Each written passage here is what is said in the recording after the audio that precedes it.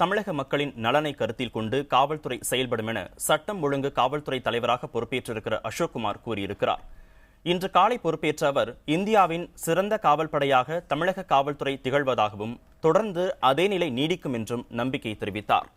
மனித நேயத்துடன் காவல்துறை செயல்படும் என்று கூறிய அசோக்குமார் முன்னாள் டிஜிபி ராமானுஜம் விட்டு சென்ற பணிகளை தொடர இருப்பதாகவும் தெரிவித்தார். காவல்துறையினருக்கான அனைத்து சலுகைகளும் தொடரும் என்றும் அவர் குறிப்பிட்டார். அதன் பிறகு சட்டம் ஒழுங்கு குறித்து காவல்துறை உயர் அதிகாரிகளுடன் புதிய டிஜிபி ஆலோசனை நடத்தினார். இதனிடையே டிஜிபி பதவியிலிருந்து ஓய்வு பெற்ற ராமானுஜம் தமிழக அரசின் ஆலோசகராக பொறுப்பேற்றார்.